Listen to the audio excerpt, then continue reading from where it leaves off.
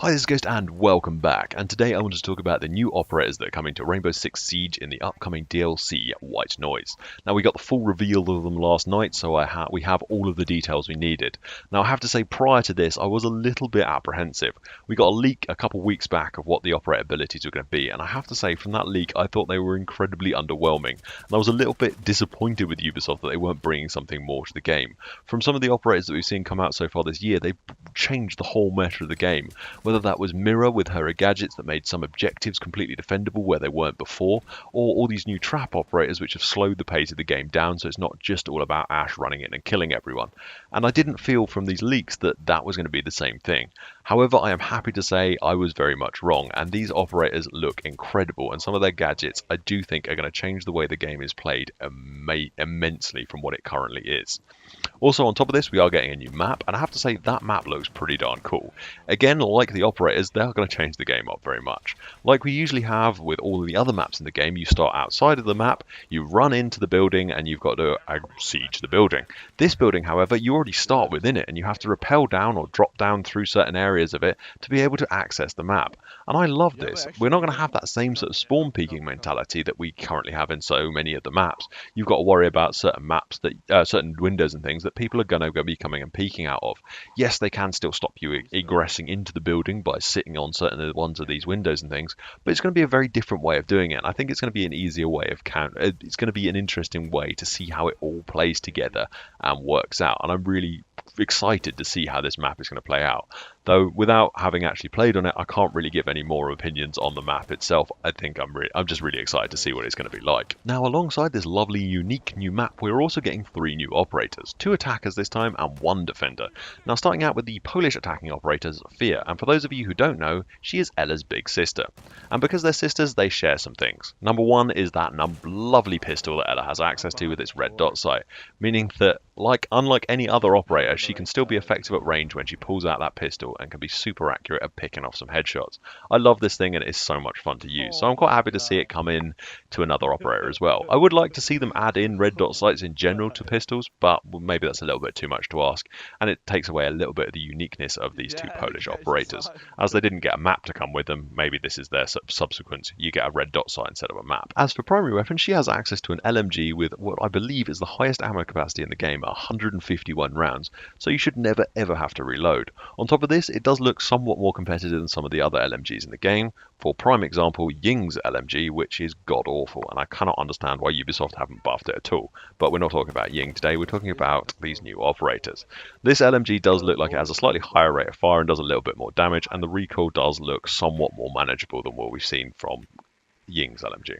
Alongside this LMG, she also has access to a standard AR, which looks quite similar to that of Fuse's AR, which is a very good assault rifle, and probably will be my preferred choice of weapon on this character, although we'll have to see how the LMG actually plays out. As for gadgets, Saphir has access to the Lifeline grenade launcher, which is a double-barrel grenade launcher and has access to 2 different types of grenades, 2 impact grenades and 4 concussion grenades. The 2 impact grenades obviously allow her to fast breach and jump through walls as quickly as Ash. Well, no one's quite as fast as Ash, but similar premise to what Ash is able to do. And her 4 concussion grenades are very similar to that of Ella's. When they fired into a room, if they're within proximity of an enemy, they will explode. If they are not within proximity of anyone, they are on a delayed timer and will explode after a short delay. They are also, before they explode, are able to bounce off objects. So if you kind of know where someone is in the room, they're sort of hidden behind a shield at the back corner of a room, and you don't really want to peek and fire a grenade straight at them, you're able to bounce the grenades off of objects and making sure that they hit direct onto these defending operators. Alongside this wonderful gadget, she also has access to a passive, very much like Ella does. As we all know, if Ella gets DBNO'd, she can activate her Grismot mine and disorientate enemies if they're within the proximity of it, which is very powerful when you're in DBNO state. Saphir goes to the whole new level. Once per round, she is able to revive herself from a DBNO state and bring herself back into the game, although she will only come back with 1 HP.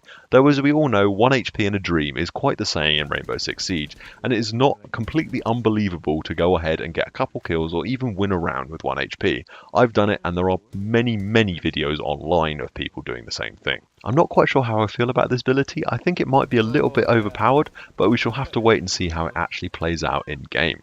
Next up is the attacking operator Dokaibi. Now, that's probably the closest approximation I'm ever going to get to pronouncing her name correctly, so I do apologize for that. But anyway, moving swiftly over to the operator herself, she has the very unique trait of the fact that she does not have access to an assault rifle. In lieu of an assault rifle, she has access to a DMR and a shotgun. Now, to even this out a little bit, she does have access to 2 fully automatic sidearms, so we'll have to see exactly how she plays out. I assume it's going to be similar to that of like Shotgun Sledge or Shotgun Echo, Habana, Smoke, that sort of realm of things where they've got an assault rifle, or no, they haven't got an assault rifle, they've got a shotgun primary and they can run a SMG secondary, which is still incredibly powerful and can take people out effectively at range. But it's going to be really interesting to see how she actually plays out, whether she does get screwed over a little bit in close quarters. Although, that said, she does have a shotgun, so she should be quite good at those ranges anyway. As for gadgets, she has an incredibly unique ability, and I think this thing has the potential of changing the entire way that you'd normally approach a defensive round on Rainbow Six Siege. It has 2 prongs within its included ability. Number 1 is the ability to hack the defending operator's phones. This also has 2 parts to it. You can hack the defending operators. You can only do this twice during a round. The first being part of it is when you hack the defending operator's phones, their phone starts buzzing and vibrating. They have to take the phone out and reset it, and it will stop it vibrating. Obviously, if it's vibrating, it's making a load of noise, and you can kind of pinpoint where this operator is.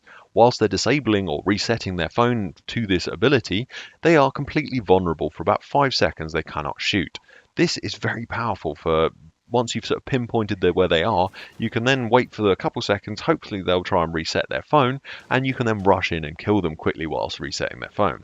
Also, whilst this is active for about 10 seconds, the defending operators cannot have access to their camera system at all, which means that even if you're not using it to try and pinpoint people and you know there's just cameras around, you activate this ability, you can run past all the cameras, they're distracted whilst they're resetting their phone, you can reset your whole position, they have no idea where you've moved to, or you're just kicking people off cameras. This is great, incredibly powerful for the attacking team. Now, there is also an added caveat to this system. And now, Ubisoft didn't think this was powerful enough. I personally think that's more than enough for a single operator. I think that's a great ability. The second part to this is, if you manage to kill a defending operator, they will drop their mobile phone on the floor. You are then able to walk up and hack this mobile phone. Upon completing a hack of this mobile phone, you and the entirety of the rest of your attacking team gain access to all of the defenders' cameras. This isn't just exclusive to the cameras on the map, this is all of Valkyrie's cameras as well, and this is for the rest of the round. Until the round ends, you have access to all of these cameras. I personally think this is a little bit too powerful. The only way the defenders can counter this ability is either using Virgil, who we'll get into in a second, or to destroy all of their cameras. And I don't feel this is right, because they're then going to get a negative score for having to destroy their cameras because of this operator's hacking these phones.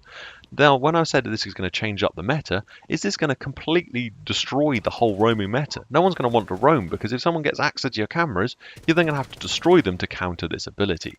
And I really don't like that. I think it's a bit too strong. Instead of this, I think it should be along the lines of, once you've hacked someone's phone, you have access to their camera system for like 10 seconds. In those 10 seconds, you can use them to work out where all the Valkyrie cameras are, what the cameras are that you haven't destroyed, and maybe work out where some of the defenders are as well if they're still on their camera system. I don't think you should have permanent access to it, and I don't feel the rest of your team should have access to it. I think that's just a little bit too much. As for the first part of her gadget, it does have a few counterpicks. You can play characters like Mute and sit on top of his jammer. When she tries to hack you, the signal will get jammed and your phone will not get hacked. If you then can hear one of your teammates' phones buzzing and they're trying to reset it, you can sit there and kind of cover them, and she won't know you're there, but she might be trying to rush in on them to try and kill them whilst they're trying to reset their phone. So you can kind of counterplay her a little bit on that. There is also a little bit more of a hard counter in that of Echo. Because Echo and her work quite closely together with all the electronics on Team Rainbow, he has managed to make his phone immune to her hacks, so she cannot hack his phone. So he will never have to worry about her hacking his phone in that respect. He will still obviously have to worry about the camera part of it, but for the main part of her gadget, where she can pinpoint people and blind their camera system use, Echo is immune to this system. And I think that's quite a cool way of counterpicking and tying in operators to one another. Now, last up is the defending operator Virgil. I mentioned him a moment ago as a kind of a counter to Dokaibi's ability to hack cameras. Virgil's ability is to make himself invisible to all camera systems within the game. Whether that's drones or hacked cameras, you cannot see him whilst he has his ability active. His ability works on a similar premise to Caveira's. Whilst you can activate an ability and move around with impunity of these features, but it will run out and then you'll need to let it recharge before you can use it again. When this ability is active, you cannot be spotted or pinpointed by any drone or hacked camera in the game, although they will be notified that you are in the vicinity with a white fuzz on the top and bottom of the screen, which is a truly terrifying notion of the fact that you know someone's around you, but you have no concept of where they are. Now, they're not invisible to your naked eye, you can still see them if they rush at you, but if you're looking on cameras, you will have no clue where this guy is specifically. You'll know he's in the general vicinity. This is going to slow an attacking team up so much that they might force them to run out of time until they can deal with not knowing where Virgil is. As for weapons, Virgil is blessed with a SMG, which sounds and looks amazing, I have to say, looking at some of the footage. He also is given 2 fully automatic sidearms, same as Dokaibi, and he also has access to a very unique shotgun. Most of the shotguns in the game fire buckshot, well, all of them fire buckshot, apart from Virgil's shotgun. He fires slug rounds, which is incredibly powerful and will kill you or down you in one shot. However, he only gets 2 shots, it is a double-barreled shotgun. So it could be incredibly powerful if you're very accurate, but you could end up getting very unlucky if you miss a couple shots. All in all though, I am super excited for this operation. These operators look fantastic and they're going to bring a whole new dynamic to the game, especially Dokaibi. I think she's possibly a little bit overtuned at this point, but we'd have to wait and see when she actually gets into the game and we all get hands-on to play with her. I cannot wait for that. Also, I'm super excited for this new map. It's bringing a whole new way of sort of attacking a building and I'm really excited to see how that's going to play out. So I cannot wait for this operation. If you enjoyed this video, please leave me a like rating. I'd also be really interested to know what your opinions on all of these upcoming operators are, so if you leave me a comment in the section below, I'd love to read through them and get your thoughts and opinions on them as well. But thank you very much for watching and I shall see you on the next video. Goodbye for now. Bye.